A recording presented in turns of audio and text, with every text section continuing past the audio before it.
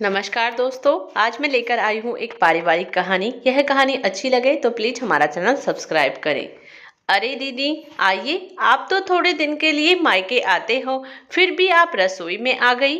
नहीं नहीं, अब ऐसा नहीं होगा। और नम्रता अपनी ननद सीमा को हाथ पकड़कर लाई और बाहर हॉल में डाइनिंग टेबल पर बिठा दिया। दीदी, मैं खाना लाती हूँ, आप बताना कैसा बना है। वैसे आपके और मम्मी जी जैसा तो नहीं बना सकती मैं खाना, लेकिन खाने लायक तो बना ही सकती हूँ। कहते हुए नम्रता की आवाज भी थोड़ी भारी हुई। सीमा को थोड़ा अजीब लगा। ऐसा क्या हुआ, भाभी ने आज ऐसे क्यों कहा? लेकिन फिर सीमा सबके साथ बैठकर खाना खाने लगी। सीमा के माँ और पापा दोनों की तबीयत खराब थी। भाभी ज्यादा परेशान ना हो, इसीलिए थोड़े दिन के लिए मम्मी पापा की देखभाल के लिए सीमा मायके आई हुई थी। सीमा और नम्रता का रिश्ता बहनों की तरह था। दोनों में कभी मनमुटाव नहीं होता था। इसीलिए अभी नम्रता की बातें सुन सीमा को दुख हुआ, लेकिन सीमा ने फिर ज्यादा ध्यान नहीं दिया। और अगले दिन नम्रता ने फिर किसी बात पर कहा कि अरे दीदी, कोई बात नहीं, मैं कर लूंगी। मुझे आदत है खड़े खड़े काम करने की, और साथ में फोन भी देखती रहती हूँ। काम थोड़ा लेट हो जाता है, लेकिन मुझे ही करना है, कर लूंगी। आप आराम करो, जाओ। अब सीमा ने अपनी भाभी नम्रता का हाथ पकड़ कहा, भाभी क्या हुआ ऐसा? आप ऐसे ताने क्यों मार रही हो? क्या आपको अच्छा नहीं लग रहा? मैं अचानक से ऐसे आपके घर आ गई। आप खुश नहीं हो तो मैं चली जाती हूँ। मैं आपकी ही मदद के लिए यहाँ आई हूँ। मुझे पता है घर में काम बहुत है और आप सब अच्छे से संभाल भी रही हो, लेकिन आप मेरे साथ ऐसे व्यवहार।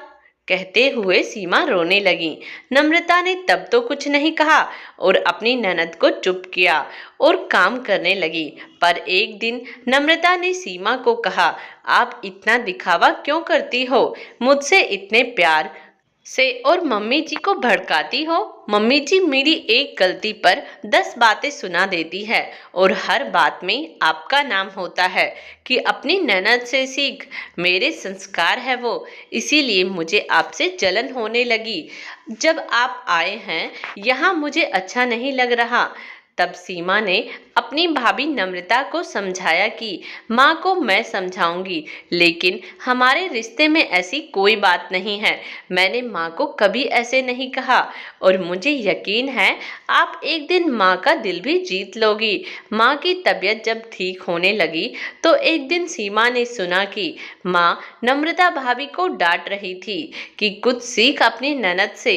अपना घर छोड़कर मेरी सेवा के लिए यहाँ आ गई, और घर और मुझे कितने अच्छे से संभाल लिया। तुझसे तो कोई काम नहीं होता अच्छे से, बस रसोई में कप फोड़ती रहती है, उसके सिवा कुछ नहीं आता। जाने कैसे संस्कार दिए हैं तेरी माँ ने।